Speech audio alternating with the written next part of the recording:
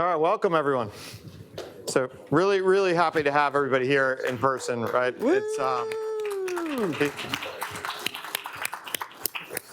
These events are great, and I'm really excited to be back doing them actually in person. You know, we've done so many of these virtual meetings, and whether it's internal meetings or external meetings, you know, getting everybody back together in person is fantastic. We've actually been, the internal staff at Shibumi has been in town for the last couple of days doing some internal meetings, and it's just been fantastic to have everybody together.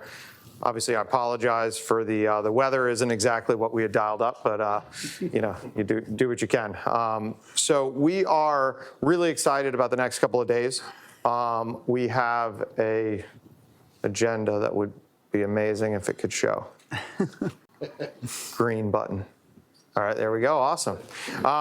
So we have a great couple of days of topics that we want to cover. We are going to have a combination of some of the Shibumi leadership team, you know, talking about things like product roadmap and kind of where we're going with the organization and with the product.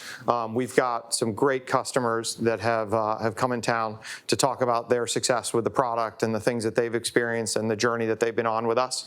We've also got a number of our strategic partners that have come in town to talk about, you know, how they're leveraging Shibumi to deliver business value for their clients, you know, how they're taking their methodologies around helping organizations improve and doing it with the help of Shibumi technology. So that's going to be a great, I think, couple of days or first day of those sessions. A couple of the firms that you're going to hear from is, you know, Automation Anywhere is a new partner of Shibumi. You may have seen in the last couple of weeks, it's been announced that they're leveraging Shibumi as the underlying platform to support their center of excellence to help organizations scale their automation programs. So each and every potential opportunity for automation in an organization can run through a standard process. So we're really excited to have Angie here to talk about that today. We've got Brian Seafarth here, and Brian's going to also talk about launching a product that's powered by Shibumi. And it's exciting to see Brian because Brian actually just launched a new firm. He's got, you know, 20 plus years of experience in the product lifecycle management business and was able to take over a few months the Shibumi platform and actually launch a product from scratch, sell that product out in the market to his first customers and offer an extremely competitive and compelling solution from scratch on the Shibumi platform. So that's exciting for us to have him here as well. Bill Siren's here from Deloitte. And Bill runs the Strategy Accelerator group within and the strategy practice inside of Deloitte. He's going to talk about their journey of finding a way to help clients digitize their methodology around driving improvement in an organization, and even the evolution of technology-enable approach to that, and landing on Shibumi. And we've been successfully partnering now for the last couple of years with Deloitte. Michael Dean, I had a chance to have dinner with last night from BNSFL, is running an EPMO there, and they're really scaling that and trying to get a standardization across the entire organization for how they manage initiatives, how they drive value in the organization, and how they get that to scale. And we've got Steve here from Aludyne, and Steve's been a longtime customer of Shibumi, and we've really helped Aludyne, I think, through phases of their growth, and they're looking to kind of take us through how they're going to take it from here. And actually, that interesting Aludyne has some history with some of the folks from a prior entity that divested that unit, and it's been exciting to see us kind of help them through that journey. And then Tina from Medline is going to take us through their EPMO and the approach that they're taking. They did a pretty exhaustive evaluation in the market of many tools and landed on Shibumi, and now they're scaling and expanding the use across multiple use cases in that organization. So really excited to have those folks here. Ken's going to run a panel with a number of advisory firms. We've got Deloitte, Intel, North Highland, PwC, KPMG, all participating in that, talking about how, you know, they're, again, helping clients scale and deliver value in those organizations. So really impactful for both our customers and partners that are here, but honestly for our employees. There's no substitute for our employees to have clients come in and talk very directly to them about the experiences they're having with the product, the business challenges that they're tackling, and kind of the impact that this is having. Really, I can't tell you the number of times in the year following these sessions that our employees will reference one of the customer presentations and something that the customer said that really is helping inform some of the decisions they're making around how we improve the product, how we improve our methodology around delivering the product. So we really appreciate you taking the time and effort to come in for a couple of days to participate in this, and I think we're going to get great value out of it. The second day, we're going to do some review of the windshield, what's on the horizon from a product roadmap perspective. I'm sure a lot of you obviously are here because you're very interested in the roadmap of the product and kind of what we're investing in and how we're aligned to your goals. So Kim Lewis, who is our Chief Product Officer, is going to kind of take you through a view of that. We're going to have a couple of sessions that are a bit more focused on kind of brass tacks. How do you leverage Shibumi? What are the modules that we're introducing in the product that can help you achieve very specific things? So we're going to do some things around a few of those key topics. So governance and RAID. We're going to talk a little bit about resource management. We're hearing more and more organizations being interested in how can they understand their capacity dependencies around human capital, around financial capital, et cetera. So dealing with resources. We're going to talk a little bit about executive dashboards. What are some of the capabilities that we've got in the product and best practice approaches to being able to roll up and surface data in a way that you can make key executive decisions. So those sessions I think are going to be quite helpful. Jason Bobby, our CFO, is going to do a session, I think, on, actually, I think that's today, about how we use Shibumi internally to run our business and drink our own champagne. Given that this isn't working, can you guys give me, oh, there we go. Maybe it is working. So yeah, that second day is going to give us those sessions, and then we'll close up at about noon tomorrow and let you get on your way. So one of the things that I'm most excited about with this session is that we've pulled together folks from all over the globe, right? We've got customers and partners from just all geographies around the world. We've got our team from Australia that runs our Asia Pac group in town. We've got our folks from Europe have come in town for the week, and we've got customers. Even we've got a customer from Central America that's here. So we're really from Group of Pantaleon, and then our customers in the North America obviously are our largest attendees, but from the West Coast, Central and East Coast. So really appreciate the effort that everybody has taken to come into town and participate. So. This has been a really exciting year for us, right? From a performance perspective, starting with the new logos, some really exciting new customers that have joined the organization and have come into the Shibumi family. We've got a number of them that I mentioned are actually speaking today about their experiences, but we continue to see companies do pretty detailed evaluations of the market. As I think many of you know, Gartner has published now 2 Magic Quadrants on the strategic portfolio management market. Customers have options. They go out and they do pretty exhaustive, detailed research of what they're looking for. And I think consistently, organizations are choosing Shibumi because they're finding a partner that can help them really drive measurable business outcomes in their organization. They're looking for more out of these tools than just a project management capability or a key milestone tracking. They're looking for, how do the key initiatives drive business benefit in the organization, and how can we understand the impact of those? And I think these examples of these customers that we've added this year are a testament to that. We've got Everest Re here as well. They're a new customer of ours in New Jersey that we've had a long-standing relationship with some of their folks back to their days at prior companies, but I think they're trying to run a transformation program that I think will drive real impact for the organization, and we're happy to be a partner with them. And then, as we mentioned, I think a number of the folks here, obviously, Automation Anywhere is here speaking today, which is fantastic. And we've got, I think we've got the North Highland team here as well. And then in addition to the new logos, what we're really excited about is the customers that have been customers that have really expanded or continue to expand the footprint that they've got with the product. And this is the thing I think we take the greatest pride in, is organizations that make a choice to partner with Shibumi. They go out and they apply the technology to a core use case. Maybe it's a single strategic program, or maybe it's a specific area of the business that they're trying to improve. And they have success with that, and then they expand their use of the product, whether it be running another strategic program, whether it be expanding across another area of the business. A lot of times it's expanding to a completely different geography or function in the business.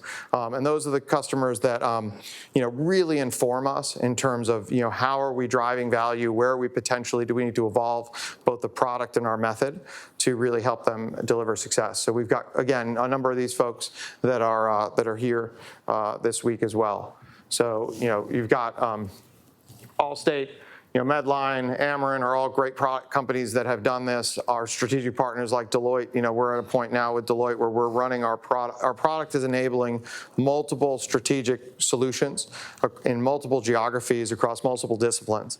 And I think what we're seeing more and more of is that there's a convergence, and Bill, I'm sure will speak to this, in terms of some of these capabilities that Deloitte's helping their customers with and how Shibumi can kind of help them across everything from strategy to M&A, et cetera.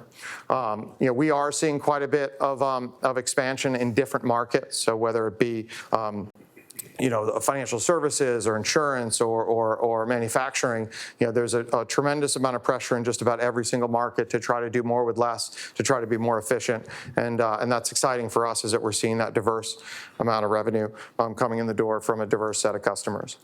And what that's resulted in is a really consistent growth trajectory for the company. So we are on a clear and very consistent path to 50% year-over-year growth. And why that's important to you is because we're reinvesting this money in the business, right? We're growing our headcount of our employees and the investment we're putting in the technology at a very clear and definitive clip, which has really created a level of innovation. Kim will speak to it later as we talk to what we've released in the product, but we really have continued to be on a pace where just about every single month we're adding new releases to the product, and we're able to do that because we're reinvesting the revenue that we're generating right back into the company. From a service perspective, we've added actually 40 people over the last year that were in our new hire boot camp this week that are servicing our clients around the globe, whether it be client partners, delivery folks, customer success, and developers. We're really investing in that, and I think it shows in terms of the quality of the experience that our customers are having, and we're excited about that. In addition to the organic growth that we've been able to do, we had an announcement that went out this morning, and we're extremely excited about it, that we've actually partnered with Guidepost Growth Equity to further scale the business and do that at an even faster clip than we've been able to do as a break-even organic company. So we've got a number of folks actually here this week from Guidepost, and I encourage you to speak with them. We've got a couple of pictures up here. So I think Gene and Steve are in this morning. But we're really excited to partner with Guidepost for a few reasons. One is that they've got a phenomenal track record of investing in very, very similar tech companies, right? They're interested in capitally efficient, high growth, well-run organizations that are tackling big emerging problems. And that's where we are, right? We're in a market where they're excited about, because every single organization in the world is dealing with an amazing pace of change and needing to adapt and evolve. So we partnered with Guidepost. They're going to join our board of directors. It's a minority investment, but a really strategic investment for us. It is going to allow us to make some incremental moves as an organization to make the product better, to make our service better, and to really capitalize on the market opportunity. So excited to be partnered with them.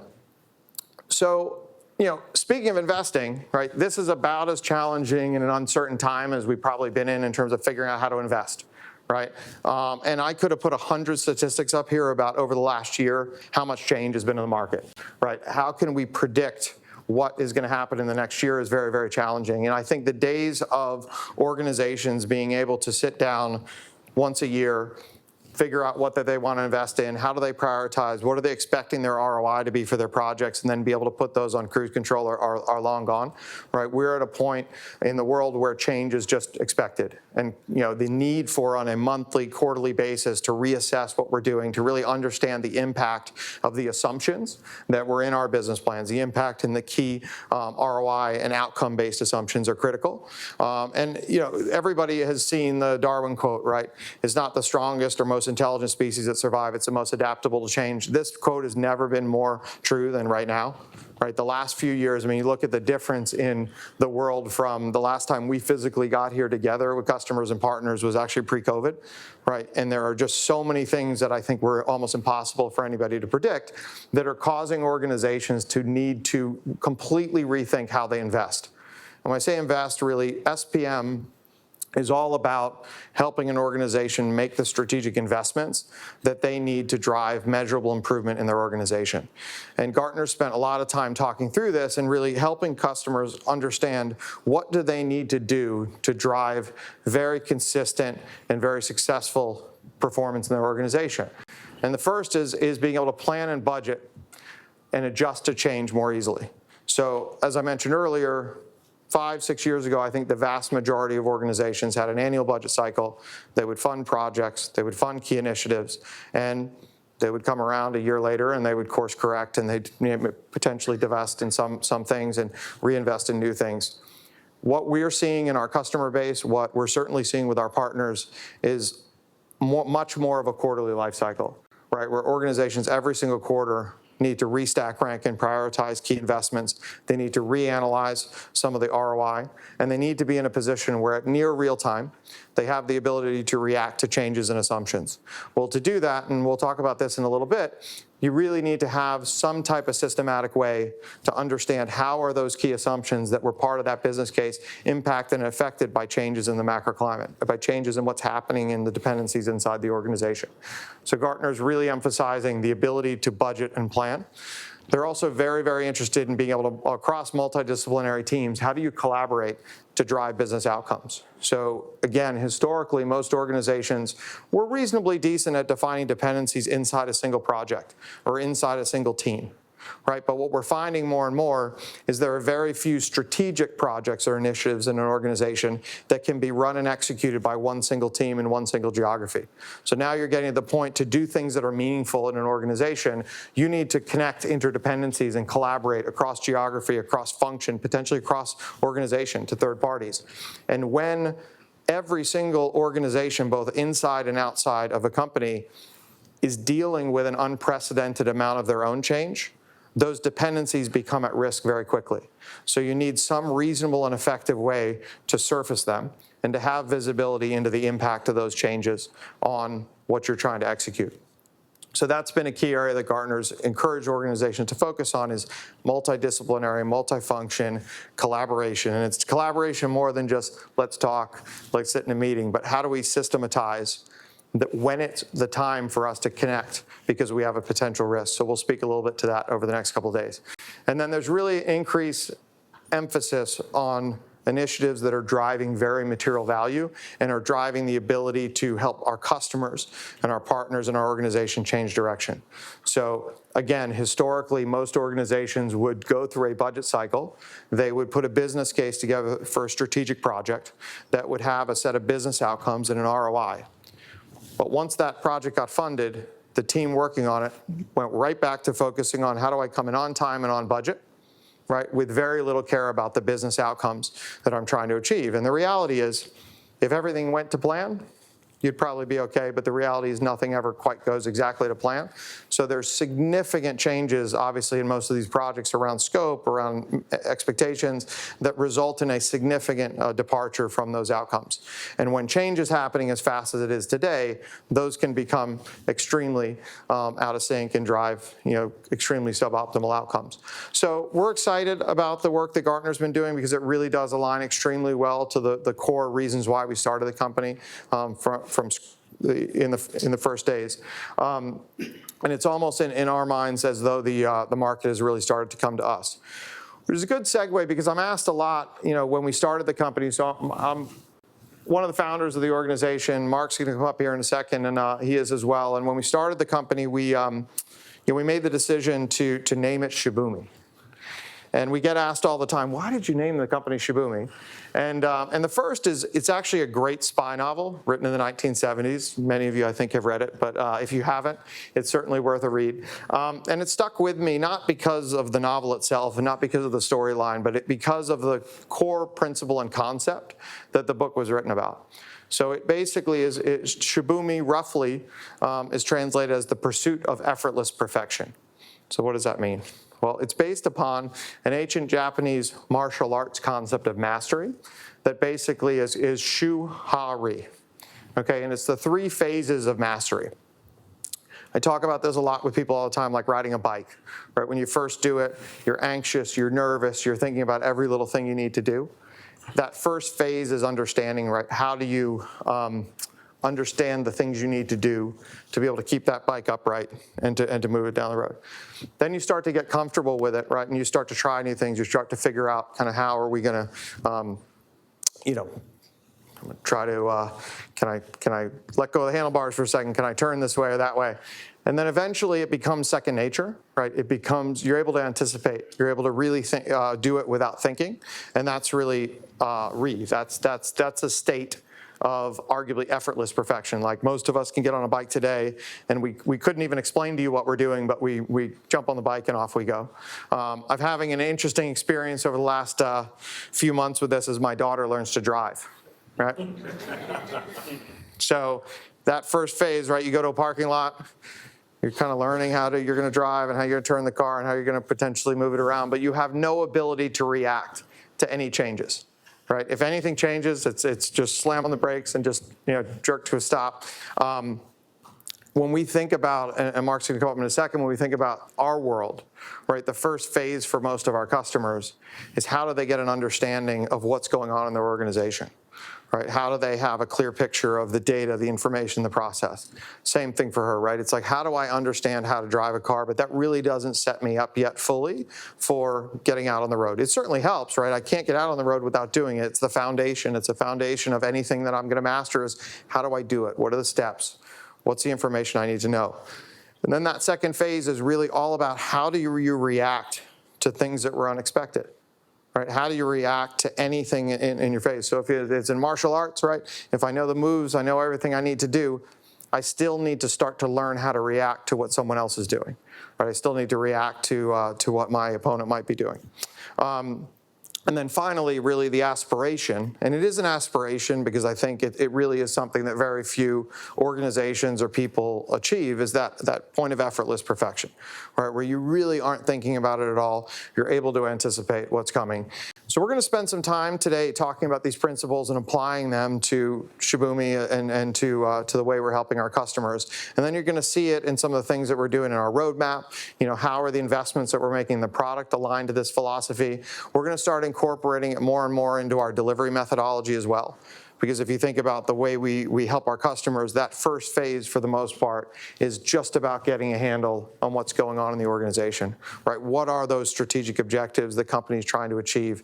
What are the set of initiatives and projects? Do we even just have visibility to what's going on in the organization? And then do we have a reasonable process that we're able to follow to be able to do that? So we're going to spend some time on that, and then what are we doing around helping people from an innovation perspective? Can we do scenario planning? Can we help them really evolve what they're doing? And then our goal in the future is really to be much, much better with our customers at leveraging data and information. So Mark, do you want to come up and we can kind of keep going through this? Yeah. All right, can everybody hear me? All good, okay.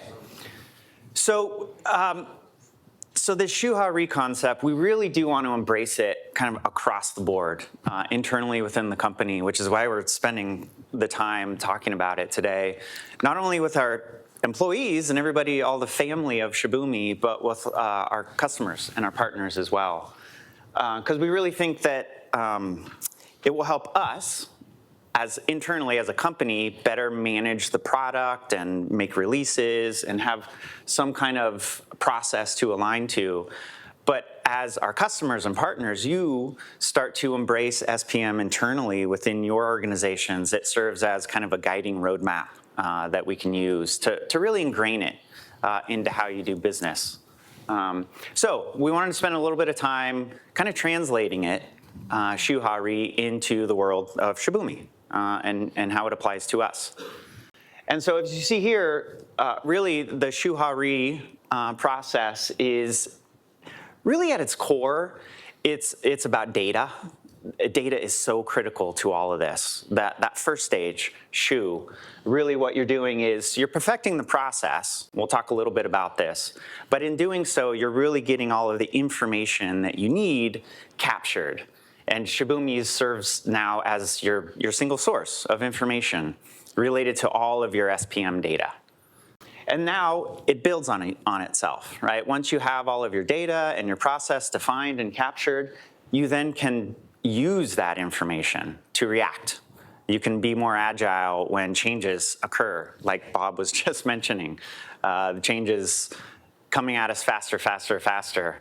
With this rich source of information related to all of your strategic initiatives, when the benefits are going to hit, all of the dependencies that they have, you can take in, the changing costs of oil and immediately understand these are the initiatives that are going to be impacted. This is when they're going to be impacted.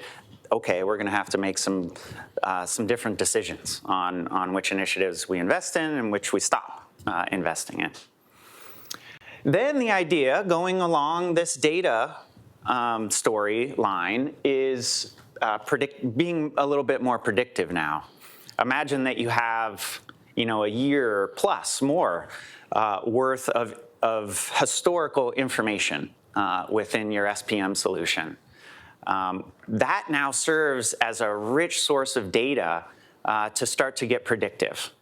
And this is where we want to add much more kind of AI and ML into Shibumi to use that as the source of data to be able to flag, when things, not when they're going wrong, but according to historical performance, they are going to go wrong, and we can know that well ahead of time. So if we go to the next slide, I think everybody's seen this many times. If you've seen any Shibumi overview, you've seen this process. We talk about this all the time, and it's really weaved into every single solution that we go to market with. We all know this very well. But this is Shu. We're doing it. We're all doing it, whether we knew it or not. We are capturing within this process all of the data related to it, and now Shibumi is serving as that single source of strategic portfolio management information, SPM. Yeah, and understanding why you're doing this is so critical, right? So this was, while it's the foundation of what we're doing, it's absolutely not table stakes for a lot of organizations. So it's really important to understand that just doing what I think most of the folks in this room that have started to work with Shibumi are doing, which is getting a single view of what are the core strategic objectives and the core measures for success that the organization has identified and prioritized, defined, is a huge step. Right, there's an enormous step in your ability to execute, right? What are the goalposts? Where are we heading towards? Right, having a centralized place where you can capture ideas for innovation, whether those be strategic initiatives or projects. They may be products that you want to bring to market, right? They may be potential companies that you want to acquire, right? Anything, investments you're going to make, having a centralized view and ability to capture them is fantastic and really not something that every organization has. Having a common way to define a business case and defining a business case in a way where you can break that initiative down into the key assumptions around benefit, right? The key assumptions around cost, and really be able to analyze that investment from an ROI perspective, from an impact on human capital and on resources, right? So having that view, again, is not something that every organization can do, but it is all about understanding. It's about getting that base level of understanding, right? Being able to rank and prioritize what investments we're going to make based upon the current state, based upon what we know today, is something that a lot of organizations struggle with. But with Shibumi, we've set it up so that organizations have much better abilities to make key decisions on what they are going to invest in with a broader set of understanding in terms of those data inputs. And then on the timeline side, right, we say this all the time, the only thing you know for sure is that your plan is wrong, right? Whatever plan you came up with and you got approved, it's wrong. Right? It's just a matter of how wrong, and then when it's wrong, how do you react to those changes in that plan? So we'll talk a little bit about being able to really proactively react to that is probably the next phase of this. The first phase is to at least have some reasonable way to see when the plan has changed and that there is some impact on your plan. So that, from our perspective, is still part of Shu to understand, a plan has changed, this has a potential impact of this on the outcomes that we expected to achieve. And then having that ability to forecast that benefit, to be able to track and forecast benefit, is huge today, right? Having the ability to tell the senior executive leadership team that, hey, this initiative that we were planning on delivering in Q4 or Q3 that was supposed to have a very significant benefit for us in Q4 is now delayed until next fiscal year, and we either need to make some additional investments to bring it forward to deliver value, or we need to understand and be able to deal with the fact that that value is going to be pushed out. Having that ability to forecast is absolutely the base foundational expectations that our customers have. But it is still beyond what I think the vast majority of organizations have been able to achieve. So that's really the basic and the foundation. And when we get into where we're going to go from here, it's really important that we have this square, that we have good, solid process, that we've got a stage gate and approval process. We have data control. So once we've funded an initiative, we've locked down our targets and we have the ability to really have a common measuring stick. Those are foundational to everything else we do. We'll talk about some examples of this as we go. Many of our customers would love to have the analytical capability, but if you don't get the foundation right, you don't have the levers in place to be able to understand the impact to change. Yeah, this is where it comes back to data. Without the data accurate and captured, nothing else matters. All of the insight is incorrect if the data isn't accurate. And it's really something to celebrate, just to echo what Bob said. This first phase shoe, yes, it's the first one, but this is something to celebrate, the fact that we have gotten here. But let's move on. So let's talk about HA for a little bit. And what we wanted to focus on with HA is, again, referencing the workflow that we're all familiar with, but the last 3 stages of it. Because really what HA is, we have this rich source of information now captured around all of the strategic initiatives that we're thinking about as an organization. But there are changes coming at us continuously as a company, competitive changes that are coming at us. The market is changing, obviously, radically, constantly. And so we need to continually reassess what we're doing, what we're investing in and funding. So it really starts to talk to kind of the rank and prioritize aspect of the process.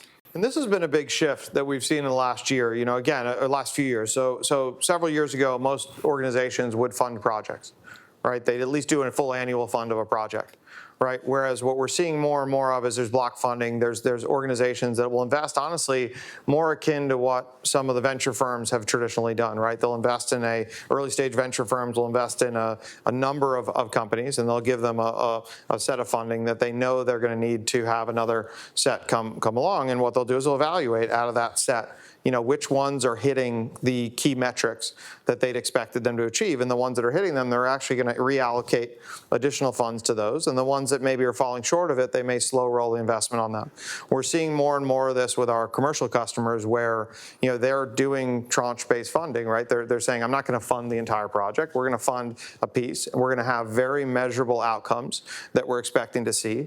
But we need to be able to constantly rank and prioritize these projects because we're going to leave a set of funds to double down in certain areas and potentially divest in others. So it's not just about, okay, do we fund a business case and do we go full steam ahead? It's, yes, at the moment, we like the business case. We got these set of projects underway. We continued with this set of projects and we maybe halted a few other ones. Now, during the process, let's continue to iterate in terms of where we allocate additional funds and how do we measure that success. We can move to the next one. Yep. And then just a note, too, back to the dependency conversation we were having. So that's great. We ranked and prioritized based on our assumptions of the performance of that initiative, and we funded it. We thought it was a great idea. But now we're still in HA, but now we're executing on that initiative. And there have been dependencies defined between the benefits we thought we would receive and the actual execution plan, what we need to do to realize those benefits. And again, because we have this data, this information being stored and managed within Shibumi, when anything slips now on the work plan, that was a dependency of a benefit or a cost, either one. And we now immediately know, oh, wait, our benefit timeline has totally shifted as a result of this milestone changing or this agile release being scheduled 2 months later. And so that is what we continually factor into our decision making to decide, nope, we're going to stop. This one is not performing as we thought. Let's look at all of the ideas that are coming in, reassess the whole thing in totality, and figure out what makes most sense moving forward. And the key there was that foundation of data was in place, right? again, historically, we've seen a lot of organizations, they'll take a project or initiative and they'll say, you know what, we're going to get just a blanket year one benefit is X, year two benefits Y. And which is fine. It's simple in terms of maybe an initial concept for a project. But if you're running that project in real time and that's the only assumption information that you have is that we're going to have this much benefit in year one and we're going to have this much benefit in year two, you don't have that ability to react and truly understand, back to Shu, understand the impact of a shift or a change in a timeline or a shift or change in a resource. There's projects this year that got turned upside down from an ROI perspective because they may have been dependent on offshore resources in the Ukraine, right? Their cost and availability of those resources changed overnight, right? There are all kinds of things. You may have a project that was focused on, shifting to, electric vehicles, right? And this year became a really interesting year for that project, right? From an ROI and a value perspective, with gas prices going 4x up, obviously there was tremendous value, but access to those vehicles and the potential cost of acquiring those vehicles may have gone up significantly as well. So just the importance today, more than it was probably 5 years ago, to when we're funding an initial and we're approving initial initiatives or projects, to actually have a breakdown of the key assumptions that drive benefit and the key assumptions that drive cost, so that you can actually visualize the impact and changes in those assumptions, has become more paramount than ever. Right? Otherwise, what it becomes is it becomes much less data-driven and much more subjective in terms of how you're able to review those changes. And that's what we're trying to drive towards, is get our customers to the point that Shibumi is a product that's able to surface the impact of those change and let human beings make better decisions. Yeah. So that's HA. So now we have this rich source of information that we've been tracking over a period of time, right? We've been doing this for a little while at this point. We started to be more proactive with our decision-making, more agile and adaptive with it. But now when we get into this is where it gets pretty cool. So all of this information, all of this data that we've been collecting now serves as a way to become predictive with our future performance. And we'll be talking about this a little bit more later. But now, every single one of these stages that we've seen many times before, we can get more intelligent with everything that we're doing within each of them. So for our partners, we've talked a lot about this. They're working with many different customers. They've created apps that these customers are using and taking advantage of. They can now suggest ideas. For your industry, for your sized company, we've done this with hundreds of others, and we have this information now to draw from. This is a set of ideas, of potential initiatives that you could look at and think about executing on with all of this historical information that we have available to us. When we're defining a business case, we capture our idea within Shibumi. We define the benefits that we think we're going to achieve. We define the costs that we're going to incur. But we have a ton of historical data now to draw from to start to predict what is the likelihood that we're actually going to hit the benefit that we thought we would. With all of the past performance information that we have captured, we can get smarter now on predicting success of the benefits that we've captured. Yeah, and we've seen a lot of improvement in this over the last few years as more and more of our customers are leveraging apps and leveraging structured apps that either Shibumi has created or our partners have created, because we then have, to Mark's point, a tremendous amount of history that we can look at. We can start to create questions or data points that influence our ability to predict. Right, so whether you're partnering with a Deloitte or KPMG or others, what you'll find is they've got a method in place where, hey, we've done this 100 times before. So these are the characteristics of a particular initiative or a particular opportunity. Maybe it's an automation opportunity for AI, right? These are the ones that have the greatest chance of success based upon these characteristics. So we're really trying to make sure that from a data perspective, that you're able to leverage those learnings in a very proactive way at the point at which you even initially get a project and initiative off the ground. Yeah, and we'll talk about this a little bit more in the next session. Part of this requires that we have consistent data, right? So going back to Shu, if we're capturing this data consistently, then it allows us to become predictive into the future. And so we'll talk a little bit about the apps and the modules that we've really been focused on over the last year or so, which serves as a standard, so to speak, around how to capture a benefit, how to define a cost. And as we're doing this in a more standard way, then we can use all of that past data, that historical data, to really drive prediction here. So moving to the next one, after defining a business case, ranking and prioritizing, we get asked this all the time, even now. It's a really common question.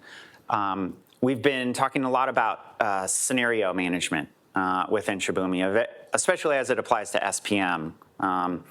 As Gartner defines SPM, being able to run scenarios on all of the potential initiatives I could invest in it's a critical capability for Gartner. The next question, though, that you naturally get is, can the system suggest which ones I should approve, or at least focus in on, and remove a lot of the noise out of the way. And we've done some work around suggesting when you're running a scenario, the data we could use to make suggestions. But when we're in with all of the historical performance captured within the system, we can get much more accurate and intelligent with the suggestions that we could make around the initiatives. Yeah, and dependencies, I think, are key here, right? And the whole point of scenarios is to understand, if I make a tweak to something, what's the ripple effect, right? That's the hard part. That's the part that makes it really challenging, and you need a system to help you do it, is that, it's easy to sit there and say, okay, you know what? This project seems to be the most critical these days. It's got executive sponsorship. It's got a strong push behind it. Let's move it forward. So we reprioritize that project, we invest in that project, and all of a sudden, with a scenario plan, it will start to surface all the potential challenges that you're going to have. You've got resource capacity challenges. You've got potentially a financial, it pushes something else back that was supposed to have a really significant financial impact that'll now not hit in the fiscal year. And giving you that ability to kind of see those changes. To Mark's point, what we're really looking for now with this kind of next evolution is to be able to see around the corner. Right, to be able to see not only what, as you run a scenario, what the impact would be, but actually be highly predictive about what things you should expect. An example of that would be multi-level dependencies. Right, so it's one thing to say I'm dependent on Kim to complete something in order for me to go live or to achieve a key milestone. But if Kim's also dependent on Ken to do 3 other things, and maybe exactly. By the way, those that are inside the organization feel my pain. Right, we were fine. Kim was going to get her job, and we knew she'd get it done on time. The minute that she's dependent on Ken, all bets are up. So what you're starting to see is when we first funded this initiative, or we first went live with this, there were those couple of dependencies, multi-level dependencies, and there was a significant buffer, right? Maybe there was a combined 60-day buffer between these things. Well, traditional project management tools will say, all right, if I slide this date back, what impact does that have on other things? But what if that buffer is starting to compress? So we're not late. Kim's not late yet. Kim's still forecasting potentially to be on time. But you know what? Ken originally was supposed to be done 30 days before Kim needed him to be done.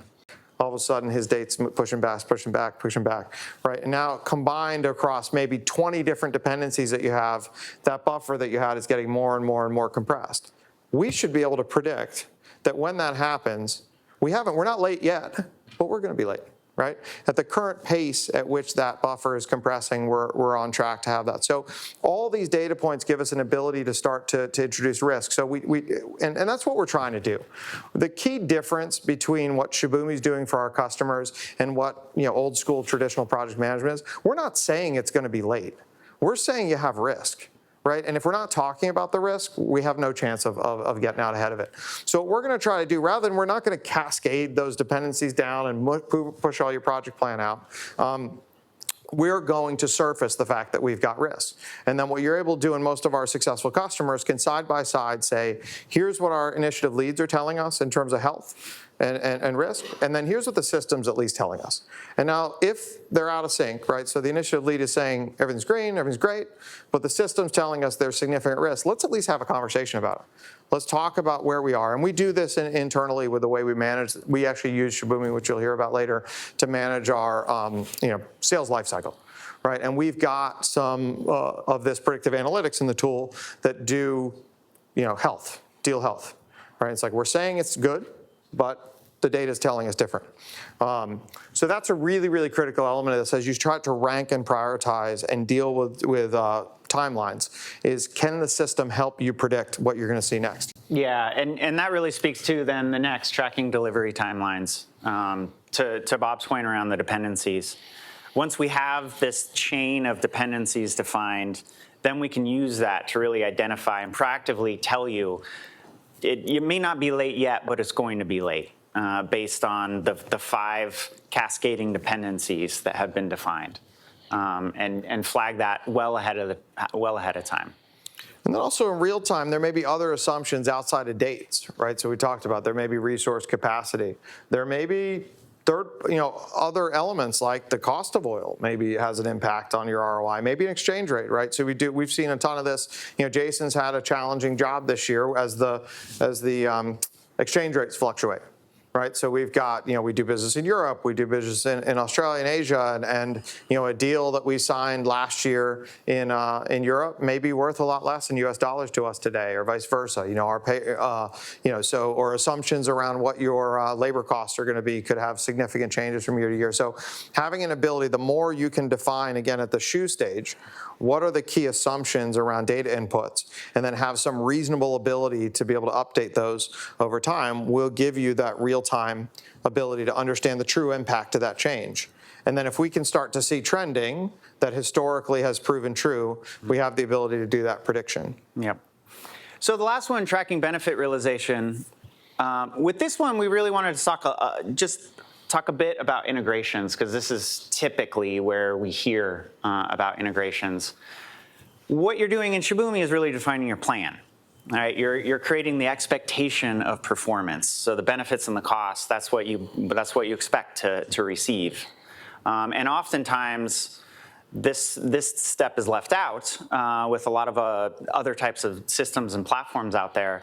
But we want to confirm that the expectations we defined within the business case are in fact being delivered, being hit on. We're really excited with the Automation Anywhere app because we have a very logical source of performance data when you're defining an automation opportunity. It is Automation Anywhere and the bots that are executing within that system. That's then feeding us back information to compare against the business case to validate that it is performing as we expected. But if you take that same idea, that same story, it can apply to really any type of benefit that you expect. If the point of it was maybe implementing a new system, and you thought you were going to get some sort of benefit as a result of the implementation of that system, maybe faster call times. Okay, there is a system internally that is tracking call times that we can integrate to pull back the information as a validation point to make sure that we're delivering the benefit that we expected. So one of the things we're really excited about, a trend in the market, and we're seeing it with a number of the customers that are here today, is this ability to define a centralized KPI library, a centralized set of value drivers. I know, Monique, your team's doing it. I know, Mike, Stellick, I know your team's doing it, where you guys have established at a corporate level, these are the defined value drivers in the organization, and each and every one of the initiatives that we're executing against should be and need to be contributing to those value drivers. And what's great about that is you've got kind of a centralized kind of definition of value. You've got a centralized definition of impact. What's bad about it from an operational perspective is that there's a lot of visibility now into how you're executing on it. So the need, and this is the criticality of your ability to forecast goes up exponentially, right? The negative thing historically about approving the business case and putting that thing on a shelf and then letting people go execute was that it wasn't having the impact on the organization that you expected. The positive on it is that out of sight, out of mind, not that many people were caring quite at that level. There wasn't that same transparency, alignment, and accountability to run the organization. So I think the key right now is that there is no choice for organizations to really evolve and adapt to be able to be successful. So that's great that the organizations have come to the realization that this needs to happen. But as the folks that are probably in this room, the reason you're here is because you're responsible for making it happen. Right, so now you need to have the controls and the tools in place, not only to be able to execute on the process as it stands today, but to be able to adapt, to be able to innovate, to be able to understand, okay, what are these changes, what are the impact of these changes, and then how can we get this ingrained in the culture of the organization? We've talked a number of times last night over dinner and other conversations over the last few months around one of the greatest challenges here is around change management. It's around getting the cultural shift, right? So a big part of that cultural shift is helping people understand what's in it for them. Right, so you need data and you need information from people. But when you can start to do some of these things that will help them, right, that will help show, hey, we're using the reason why we need to get the data down to the milestone level. The reason we need to do this is because the system's going to help us predict what's around the corner. The system's going to give us insight into that, and the system's going to put us in a position where, the transparency, alignment is there and accountability is there. You might as well have the tools that help you get out ahead of changes and what kind of impact they're going to have. So that's a lot of the work we've been doing with our customers. There's been a lot of persona work we've been doing over the last few years, defining the different user personas, understanding what we need from each of those user personas and what we can give back. So I'd encourage over the next couple of days, as you hear about some of the innovations, the modules, the new product capabilities, be thinking about how do we apply this with where we are kind of in that maturity curve of getting a basic general understanding around process, around data, around how the initiatives are being executed, and then what are the areas that we can use some of these new features to bring back to each of those personas better decision-making capabilities, better visibility into impact to change, and then with the great aspiration of eventually having it be second nature, right? Having it be truly Shibumi.